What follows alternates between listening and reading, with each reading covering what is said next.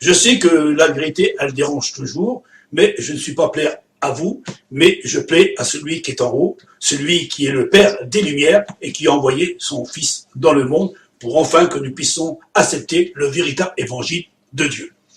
Pour cela, si vous avez des oreilles pour entendre, il faut bien entendre ce que je vais vous dire parce que c'est très important. Je tiens une Bible à la main.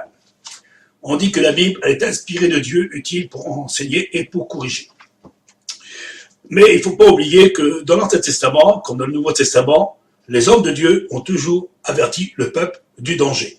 Il faut faire attention à la plume mensongère, parce que la plume mensongère, elle existe. Parce que dans l'Ancien Testament, le prophète Jérémie, il dit que la plume mensongère, elle vient du scribe et du pharisien.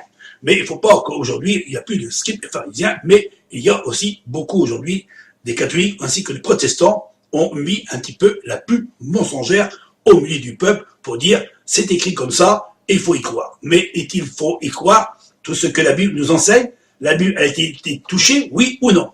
Malheureusement, oui, la Bible a été touchée, mais pas les apôtres, parce que les apôtres ont bien écrit, l'ont bien exprimé, l'ont bien donné le véritable évangile avec les Écritures toutes inspirées de Dieu, mais malheureusement, quand c'est tombé entre les mains des catholiques ainsi que des protestants, et ont mis la petite plume mensongère à l'intérieur. Et c'est pour cela que Paul dit, méfiez-vous, et s'élèvera des faux Christ et des faux prophètes et des faux docteurs qui viendra vous apporter un autre évangile qui n'est pas le véritable évangile de Dieu. Et surtout, faites attention à Jésus qui n'est pas notre véritable Jésus. Et aussi, il faut faire attention le véritable esprit qui n'est pas le véritable esprit de Dieu. Que vous, chrétiens, comme vous ne méditez pas la Bible, comme vous ne cherchez pas à sonder les Écritures, vous écoutez simplement votre curé, ou soit votre pasteur, ou votre prophète, ou soit quelle que soit la religion de ce monde, et vous disiez Amen sans examiner les Écritures. Soyez comme des hommes importants, examinez les Écritures pour voir ce que vos prédicateurs, vos pasteurs, vos enseignants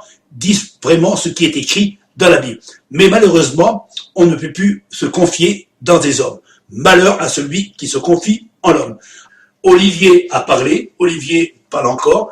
Je sais que ça vous déplaît de ce que je dis, mais vous voulez des preuves, je vous en donne des preuves. La vérité, rien que la vérité, et que la vérité puisse vous affranchir, selon ce que la Bible nous enseigne.